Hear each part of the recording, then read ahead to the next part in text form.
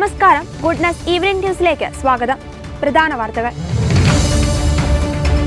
വയനാട്ടിലും കോഴിക്കോടും ഭൂമിക്കടിയിൽ നിന്ന് മുഴക്കം. പരിഭ്രാന്തരായി ജനം. പരിശോധന നടക്കുന്നു. ബംഗ്ലാദേശിൽ ഇടക്കാല സർക്കാർ അധികാരമേറ്റു.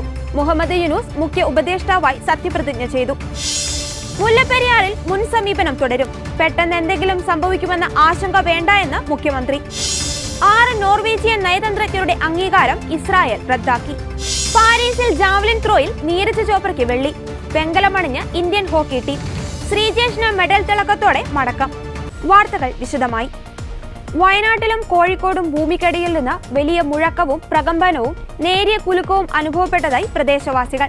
വയനാട്ടിലെ വൈത്തിരി, പൊഴുതന, വെങ്ങപ്പള്ളി, നെന്മേനി, അമ്പലവയൽ പഞ്ചായത്തുകളിലെ പ്രദേശങ്ങളിലും കോഴിക്കോട് ജില്ലയിലെ കൂടരഞ്ഞി പ്രദേശത്തും രാവിലെ 10 മണിയോടുകൂടിയാണ് സംഭവം റിപ്പോർട്ട് ചെയ്തിരിക്കുന്നത്.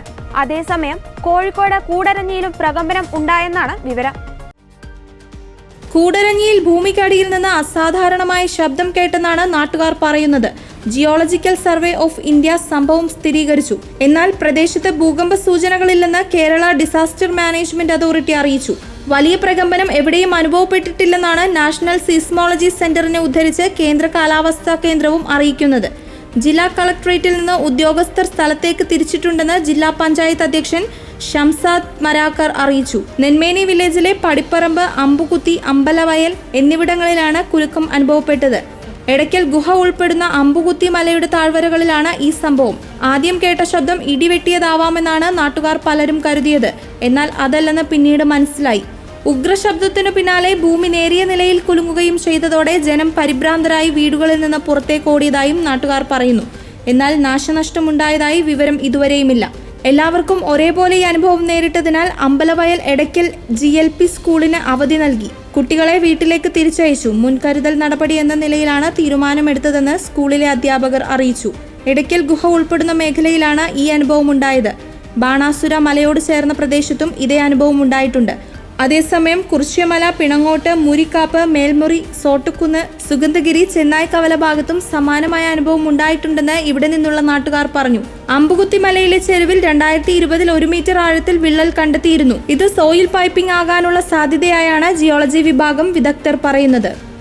കൊഴുതന പഞ്ചായത്തിലെ സുഗന്ധഗിരി, മേൽമുറി, സേട്ടുകുന്ന്, ചെന്നായിക്കാവല തുടങ്ങിയ പ്രദേശങ്ങളിൽ രാവിലെ ഏകദേശം ഒരു 10-10:30 വലിയ ഇടിമുഴക്കം പോലുള്ള ഒരു ശബ്ദം കേട്ടു എന്ന ആളുകൾ പറഞ്ഞതിന്റെ അടിസ്ഥാനത്തിൽ നമ്മളിപ്പോൾ സേട്ടുകുന്ന് പ്രദേശത്തുണ്ട്. അപ്പം ഏകദേശം പഞ്ചായത്തിന്റെ ഈ ഏരിയയിലുള്ള എല്ലാ ആളുകളും തന്നെ ശബ്ദവും ചെറിയൊരു പ്രകമ്പനവും ഉള്ളതായിട്ട് സൂചിപ്പിച്ചു. മറ്റു ബുദ്ധിമുട്ടുകളൊന്നും തന്നെ നിലവിലില്ല. എന്നിരുന്നാലും ഇപ്പൊ വയനാട്ടിലെ നിലവിലെ സാഹചര്യത്തിൽ ഈ ഭാഗത്തുള്ള ആളുകൾക്ക് ബന്ധുവീടുകളിലോട്ട് മാറണം എന്നുള്ള ആളുകൾക്ക് മാറുന്നതിന് വേണ്ടിയിട്ടുള്ള ഒരു നിർദ്ദേശം കൊടുത്തിട്ടുണ്ട്. ബാക്കി മേലധികാരികളിൽ നിന്ന് എന്താണോ നമുക്ക് നിർദ്ദേശം വരുന്നത് അതിനനുസരിച്ച് തീരുമാനം എടുക്കുന്നതാണ്. ഒരു ജാഗ്രതാ നിർദ്ദേശം ഭാഗത്തുള്ള ജനങ്ങൾക്ക് നിലവിൽ കൊടുത്തിട്ടുണ്ട്. പരിശോധന ഉണ്ട്. റവന്യൂ ടീം, എല്ലാ ടീംസും ഇപ്പോൾ തൽക്കാലം ഫീൽഡിലാണ്. ഇപ്പോൾ ഒരു പാനിക് സിറ്റുവേഷൻ ക്രിയേറ്റ് ചെയ്യേണ്ട. നമ്മൾ എന്തെങ്കിലും അങ്ങനെ ഉണ്ടെങ്കിൽ ഇമ്മീഡിയറ്റ് ആയിട്ട് ഡയറക്ഷൻസ് കൊടുക്കും. ഇപ്പം നിലവിലെ ഒരാഴ്ച മുമ്പല്ലേ നമുക്ക് ഇതൊക്കെ എല്ലാം സംഭവിച്ചത്. സോ സ്വാഭാവികമായിട്ട് എല്ലാവർക്കും ആ പേടി ഉണ്ടാവും, അത് നമുക്ക് മനസ്സിലാവുന്നുണ്ട്. പക്ഷെ എന്തായാലും ഒരു എക്സ്പെർട്ട് ടീം ഇവിടെ ഉണ്ട്. They're all looking into those things. അങ്ങനെ എന്തെങ്കിലും ഉണ്ടെങ്കിൽ ഇമ്മീഡിയറ്റ് ആയിട്ട് നമ്മൾ ഇവാലുവേഷൻ ചെയ്യും.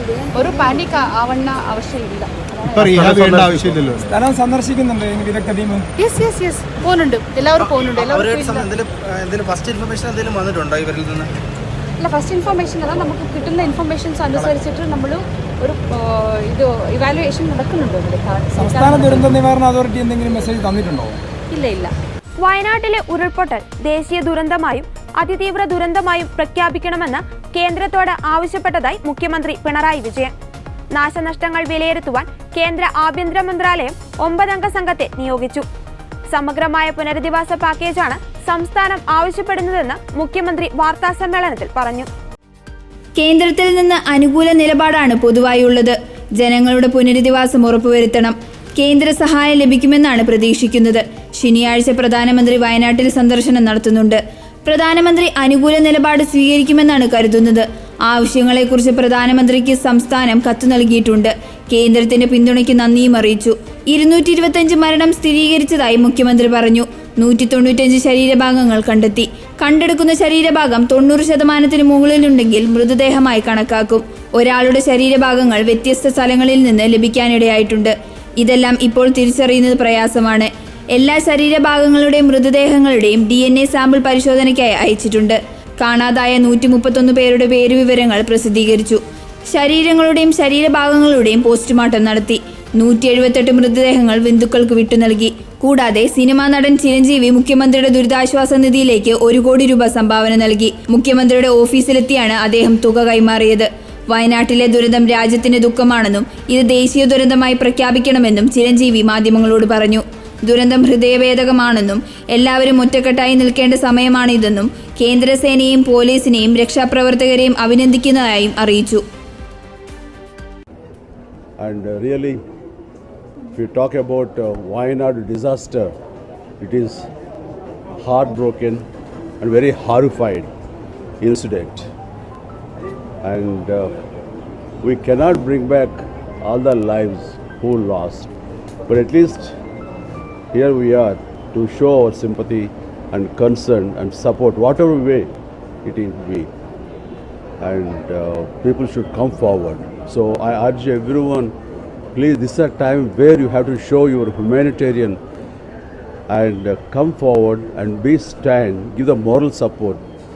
The way, however you want, whatever way you want, please come forward and be with the people of Kerala, especially Wayanad area, and please do support. And at this point of time, I want to appreciate and admire and show my gratitude towards those forces like a Navy and Army, like police of Kerala and fire services and medical and doctors and everybody came forward and did the best to save, to reduce the risk of lives and all these things. Definitely I will appreciate to each and everyone.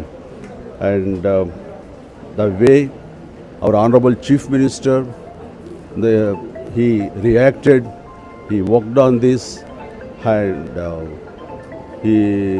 the way he showed his work and everything, really, it is well appreciated.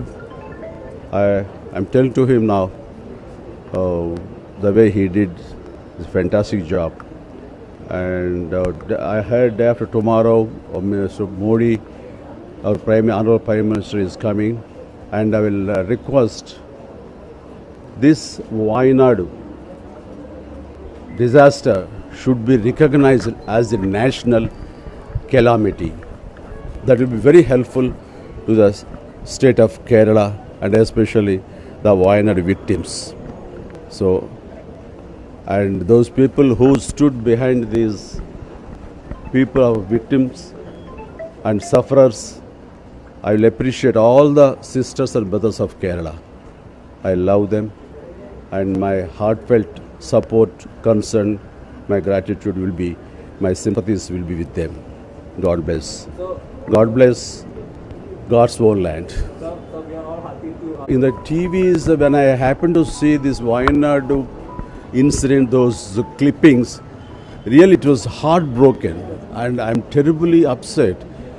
The second and third, I couldn't see that much of horrible scenes I saw, and I thought this is a time where, despite it is our place or Kerala or other state, no, all of us, we are Indians. This is the time to react and extend our helping hand.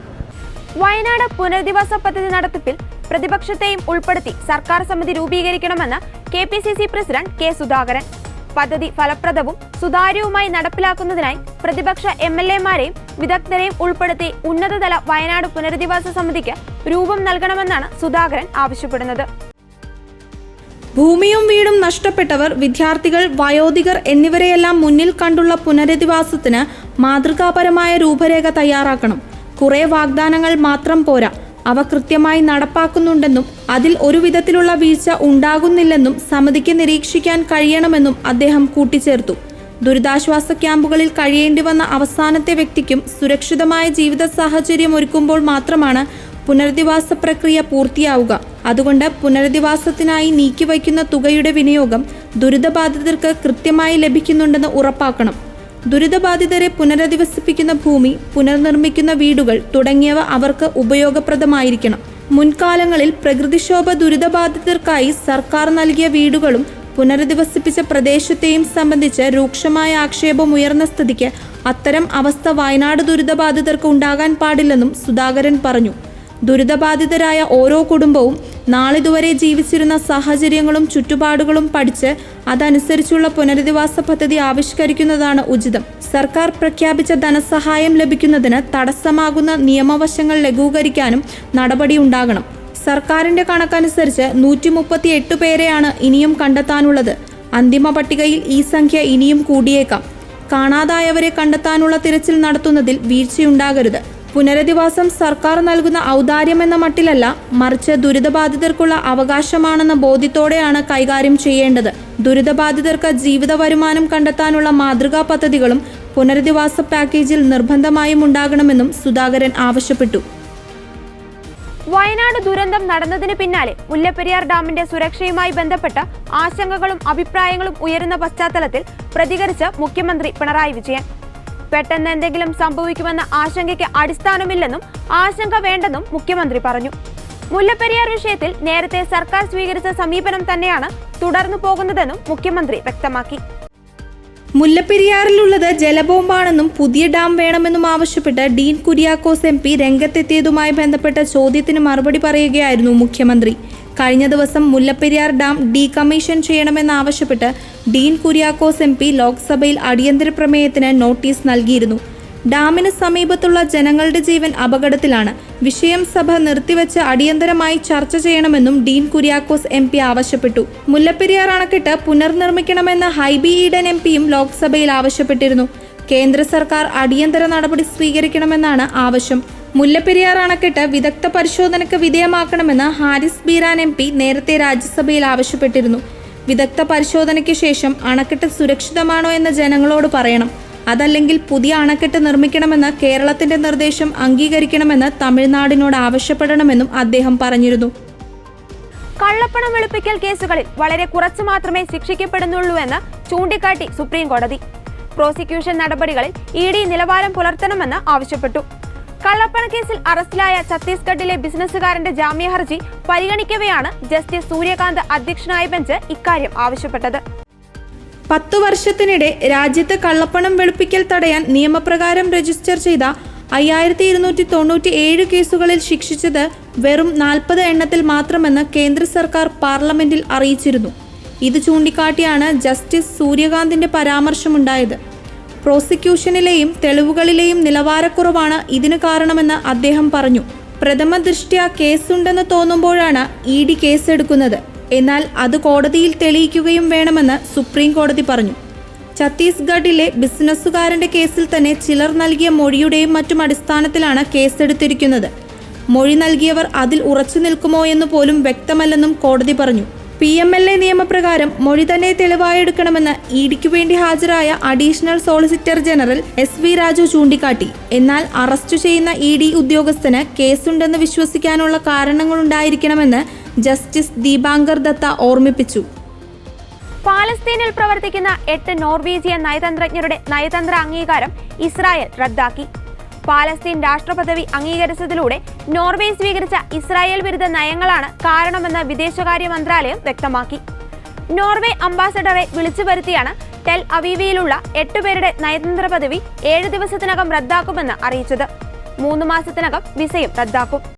1995 മുതൽ അധിനിവേശ west ബാങ്കിൽ പ്രവർത്തിക്കുന്ന office ഇതോടെ അടച്ചുപൂട്ടേണ്ടി വരുമെന്ന് Norway വിദേശകാര്യ മന്ത്രാലയം സൂചിപ്പിച്ചു. മെയ്യിലാണ് Ireland, Spain എന്നീ രാജ്യങ്ങൾക്കൊപ്പം നോർവേയും പാലസ്തീന്റെ രാഷ്ട്രപദവി അംഗീകരിച്ചത്. അതിനിടെ തെക്കൻ ഗാസയിലെ ഖാൻ യൂനിസ് മേഖലയിൽ നിന്ന് പാലസ്തീൻകാരോട് ഒഴിഞ്ഞുപോകാൻ ഇസ്രായേൽ ആവശ്യപ്പെട്ടു. അതിനിടെ ഇറാന് മുൻപ് ഹിസ്ബുള്ള ഭീകരർ ഇസ്രായേലിനു നേർക്ക് വിപുലമായ ആക്രമണം അഴിച്ചുവിട്ടേക്കുമെന്ന് US-ലെ CNN ചാനൽ റിപ്പോർട്ട് ചെയ്തു. ഇസ്രായേലുമായി അതിർത്തി പങ്കിടുന്ന ലബനനിലുള്ള ഹിസ്ബുള്ളകൾ അതിവേഗമാണ് നീക്കങ്ങൾ നടത്തുന്നത്. വരും ദിവസങ്ങളിൽ ആക്രമണമുണ്ടായേക്കും. ഹമാസ് നേതാവ് ഇസ്മായിൽ ഹനിയ ടെഹ്റാനിലും ഹിസ്ബുള്ള കമാൻഡർ ഫഹദ് ഷുക്കൂർ ബെയ്റൂട്ടിലും കൊല്ലപ്പെട്ടതിന് പ്രതികാരമായി ഇസ്രായേലിനു നേർക്ക് വൈകാതെ ആക്രമണമുണ്ടാകുമെന്നാണ് റിപ്പോർട്ടുകൾ. ആക്രമണത്തിന് മുതിർന്നാൽ ലെബനനിൽ ശക്തമായ തിരിച്ചടിയുണ്ടാകുമെന്ന് ഇസ്രായേൽ മുന്നറിയിപ്പ് നൽകിയിട്ടുണ്ട്. അതേസമയം ഏതു തരത്തിലുള്ള ആക്രമണം വേണമെന്നതിൽ ഇറാൻ ഇതുവരെ തീരുമാനമെടുത്തിട്ടില്ലെന്നാണ് CNN റിപ്പോർട്ട് പറയുന്നത്. ഇസ്രായേലിനു നേർക്ക് വിപുലമായ ആക്രമണം നടത്തുന്നതിൽ ഇറാൻ പുനർവിചിന്തനത്തിന് തയ്യാറായേക്കുമെന്ന് മറ്റു ചില റിപ്പോർട്ടുകളിലും പറയുന്നുണ്ട്. മുണ്ടക്കൈയിൽ കെട്ടിടങ്ങൾ നിയന്ത്രിക്കണമെന്ന Wayanad south DFO Ajith K Raman. Red കാറ്റഗറിയിലുള്ള മുണ്ടക്കൈ ഉൾപ്പെടുന്ന പ്രദേശത്തെക്കുറിച്ച് നിരവധി റിപ്പോർട്ടുകൾ നൽകിയിട്ടുണ്ട്. സുരക്ഷയില്ലാത്തതിനാൽ കെട്ടിടങ്ങൾ ഈ മേഖലയിൽ നിയന്ത്രിക്കണം. NOC ഇല്ലാതെ പ്രവർത്തിക്കുന്ന റിസോർട്ടുകളും മറ്റും അടിയന്തരമായി നിർത്തലാക്കണം. പുഞ്ചിരിമട്ടം ഭാഗത്തെ വനമേഖലയോട് ചേർന്നുള്ള സ്ഥലങ്ങൾ ആവശ്യമെങ്കിൽ വനം വകുപ്പ് ഏറ്റെടുക്കുമെന്നും അദ്ദേഹം പറഞ്ഞു. ചൂരൽമലയിലും മുണ്ടക്കൈയിലുമെല്ലാം റിസോർട്ടുകൾ ഉൾപ്പെടെയുള്ള കെട്ടിടങ്ങളുടെ ബാഹുല്യം ഉരുൾപൊട്ടലിലെ ദുരന്തത്തിന്റെ വ്യാപ്തി വർദ്ധിപ്പിക്കാൻ കാരണമായിട്ടുണ്ട്. 2018 ഡിസംബർ മുതൽ റിസോർട്ടുകളും ഹോം സ്റ്റേകളും ഉൾപ്പെടെ 40ഓളം കെട്ടിടങ്ങൾക്കാണ് 3 വാർഡുകളിലായി മേപ്പാടി പഞ്ചായത്ത് അനുമതി നൽകിയത്. 2006 വീടുകളാണ് അട്ടമലയിലും മുണ്ടക്കൈയിലും ചൂരൽമലയിലും ഉണ്ടായിരുന്നത്. മുൻപ് പലതവണ ഉരുൾപൊട്ടലുണ്ടായ മുണ്ടക്കൈ ചൂരൽമല മേഖലകളിൽ ഇതൊന്നും കണക്കിലെടുക്കാതെയാണ് കെട്ടിടങ്ങൾ പണിയാൻ അനുമതികൾ നൽകി വരുന്നതെന്നാണ് കണക്കുകൾ വ്യക്തമാക്കുന്നത്. സാധാരണ മനുഷ്യർ ജീവിക്കാൻ കുടിയേറിയതിനു പുറമെ വൻതോതിൽ വിനോദസഞ്ചാരികളെ ആകർഷിക്കാൻ വ്യാപകമായി റിസോർട്ടുകൾക്കും ഹോം സ്റ്റേകൾക്കും അനുമതി കൊടുത്തു. 2000-ലധികം വീടുകളാണ് ഇപ്പോൾ ഉരുൾപൊട്ടലുണ്ടായ മേഖലകളിൽ ഉണ്ടായിരുന്നത്. റിസോർട്ടുകളും ഹോം സ്റ്റേകളും ഉൾപ്പെടെ 40 കെട്ടിടങ്ങൾക്കാണ് അധികൃതർ 2018 മുതൽ 2024 ജൂൺ വരെ സ്പെഷ്യൽ റെസിഡൻഷ്യൽ അനുമതി നൽകിയത്. അട്ടമല, മുണ്ടക്കൈ, ചൂരൽമല വാർഡുകളിലെ മാത്രം കണക്കുകളാണിത്. അഡ്വഞ്ചർ ടൂറിസത്തിനും ട്രക്കിങ്ങിനുമായി ആയിരക്കണക്കിന് വിനോദസഞ്ചാരികളാണ് ഓരോ മാസവും ഈ മലമുകളിലേക്ക് വന്നുകൊണ്ടിരിക്കുന്നത്. വിനോദസഞ്ചാരികളുടെ സുരക്ഷ കാര്യമായി ഉറപ്പാക്കാതെ കനത്ത മഴയിലും ഇവിടങ്ങളിൽ പ്രവേശനം നിർബാധം തുടരുന്നു. ട്രക്കിങ്ങിനും അഡ്വഞ്ചർ ടൂറിസത്തിനും വിലക്കേർപ്പെടുത്തിയിട്ടും റിസോർട്ടുകളിലെല്ലാം ആളുകൾ താമസക്കാരായി ഉണ്ടായിരുന്നു. അനധികൃത നിർമ്മാണം വ്യാപകമായി നടക്കുന്നുവെന്ന പരാതിയും ഇതിനിടെ ഉണ്ട്. അനധികൃത നിർമ്മാണത്തിലടക്കം തങ്ങൾ നൽകിയ റിപ്പോർട്ട് ജില്ലാ ഭരണകൂടത്തിനു മുന്നിലുണ്ടെന്നാണ് വനം വകുപ്പ് പറയുന്നത്.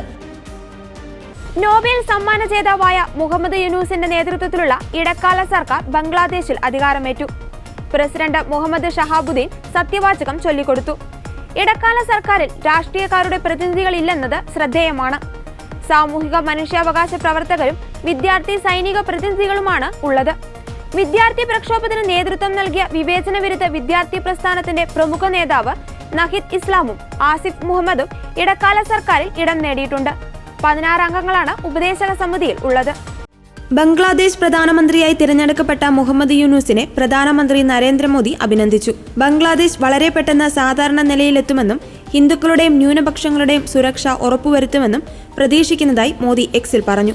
സർക്കാരിനെതിരെയുള്ള പ്രക്ഷോഭത്തെ തുടർന്ന് ഷെയ്ഖ് ഹസീന രാജിവെച്ചതിനെ തുടർന്നാണ് ഇടക്കാല സർക്കാർ അധികാരമേറ്റത്. മുഹമ്മദ് യൂനൂസിന്റെ നേതൃത്വത്തിൽ ഇടക്കാല സർക്കാർ രൂപീകരിക്കണമെന്നായിരുന്നു പ്രക്ഷോഭകരുടെ ആവശ്യം. 17 വർഷത്തിനു ശേഷമാണ് ബംഗ്ലാദേശിൽ ഇടക്കാല സർക്കാർ അധികാരമേൽക്കുന്നത്. തൊഴിൽ നിയമം ലംഘിച്ചെന്ന കേസിൽ മുഹമ്മദ് യൂനൂസിനെതിരായ ശിക്ഷാവിധി ബംഗ്ലാദേശ് കോടതി കഴിഞ്ഞ ദിവസം റദ്ദാക്കിയിരുന്നു. 6 മാസം തടവിന് കഴിഞ്ഞ ജനുവരിയിലാണ് യൂനൂസിനെ ശിക്ഷിച്ചത്. ഇടക്കാല സർക്കാരിന്റെ തലപ്പത്തേക്ക് വിദ്യാർത്ഥി സംഘടനകൾ മുന്നോട്ട് വച്ചത് സാമ്പത്തിക വിദഗ്ധനായ മുഹമ്മദ് യൂനൂസിന്റെ പേര് മാത്രമാണ്. ഷെയ്ഖ് ഹസീനയുടെ ശക്തനായ വിമർശകനായിരുന്നു മുഹമ്മദ് യൂനൂസ്. സാമ്പത്തിക പ്രതിസന്ധിയും പട്ടിണിയും വ്യാപകമായ രാജ്യത്തെ നയിക്കുവാൻ മികച്ച സാമ്പത്തിക വിദഗ്ധൻ വേണമെന്നും യൂനൂസ് അല്ലാതെ മറ്റൊരാളില്ലെന്നുമായിരുന്നു പ്രക്ഷോഭകരുടെ നിലപാട്. അതേസമയം രാജിവെച്ച് പലായനം ചെയ്ത് ഇന്ത്യയിൽ അഭയം തേടിയ മുൻ പ്രധാനമന്ത്രി ഷെയ്ഖ് ഹസീന ബംഗ്ലാദേശിലേക്ക് തിരികെ എത്തുമെന്ന് മകൻ സജീബ് ബസേദ് അറിയിച്ചു. വാർത്താ ഏജൻസി PTIയോടാണ് സജീബിന്റെ പ്രതികരണം. ബംഗ്ലാദേശിൽ ജനാധിപത്യം പുനഃസ്ഥാപിക്കപ്പെടുമെന്ന പ്രതീക്ഷ പങ്കുവച്ച സജീബ് ഇതിനായി ഇന്ത്യൻ സർക്കാർ രാജ്യാന്തര തലത്തിൽ സമ്മർദ്ദം ചെലുത്തണമെന്നും ആവശ്യപ്പെട്ടു. ഷെയ്ഖ് ഹസീന US-ലേക്കോ UK-യിലേക്കോ അഭയം തേടുമെന്ന തരത്തിലുള്ള റിപ്പോർട്ടുകളും സജീബ് നിഷേധിച്ചു.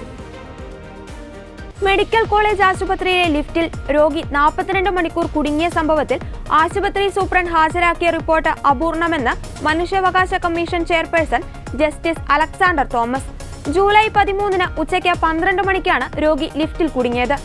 സമയവും തീയതിയും രേഖപ്പെടുത്താതെയാണ് ആശുപത്രി സൂപ്രണ്ട് റിപ്പോർട്ട് സമർപ്പിച്ചതെന്നും ഇത് ശരിയല്ലെന്നും കമ്മീഷൻ നിരീക്ഷിച്ചു.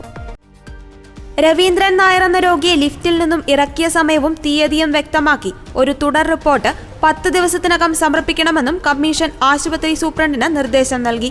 രവീന്ദ്രൻ നായരെ രക്ഷപ്പെടുത്തിയെന്ന് പറയുന്ന ജൂലൈ 15-ന് മെഡിക്കൽ കോളേജ് ആശുപത്രിയിലെ എല്ലാ വിഭാഗങ്ങളും പ്രവർത്തിച്ചിട്ടുണ്ടോ എന്നും അന്ന് ലിഫ്റ്റ് ഓപ്പറേറ്റർമാരുടെ സേവനം ലഭ്യമായിരുന്നോ എന്നും റിപ്പോർട്ടിൽ വ്യക്തമാക്കണമെന്നും കമ്മീഷൻ ആവശ്യപ്പെട്ടു.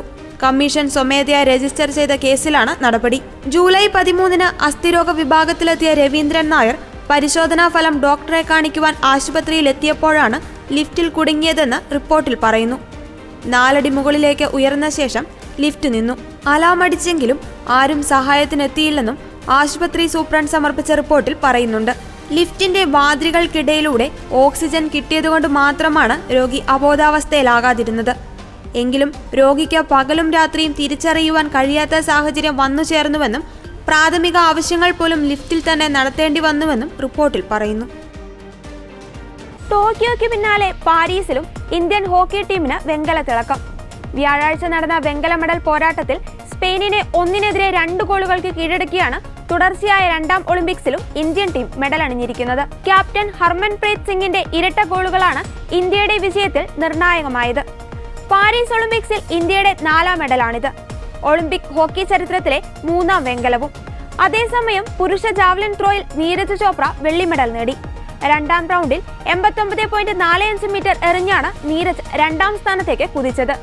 ഇന്ത്യൻ താരത്തിന്റെ സീസണിലെ മികച്ച പ്രകടനമാണിത്. കുടുംബം എറണാകുളം കിഴക്കമ്പലത്തെ ശ്രീജേഷിന്റെ വീട്ടിൽ മത്സരം കാണാനെത്തിയ ബന്ധുക്കളും അയൽക്കാരുമെല്ലാം പടക്കം പൊട്ടിച്ചും ആർപ്പു വിളിച്ചും വിജയം ആഘോഷിച്ചു. പ്രാർത്ഥനയോടെയാണ് അമ്മ ഉഷയും ഭാര്യ അനീഷയുമെല്ലാം ടിവിക്ക് മുന്നിലിരുന്നത്.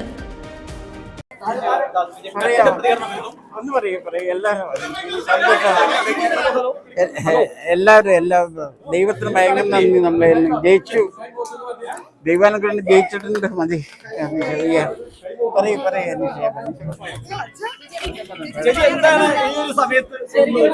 ഒരു ഒളിമ്പിക് മെഡലിസ്റ്റ് ആയിട്ട് റിട്ടയർ ചെയ്യാൻ പറ്റാന്ന് പറഞ്ഞാൽ അതിൽ പരം ഒരു ഭാഗ്യം എന്താ കിട്ടാനുള്ളത്? ഏറ്റവും വലിയ എന്താ പറയുന്നത്, ശ്രീജേഷിന്റെ ആ ഒരു ഹോക്കിയോടുള്ള പാഷനും ഡെഡിക്കേഷനും ദൈവം കൊടുത്ത ഒരു ട്രൂ റിവാർഡായിട്ടാണ് എനിക്ക് പറയാനുള്ളത്. Thank you so much.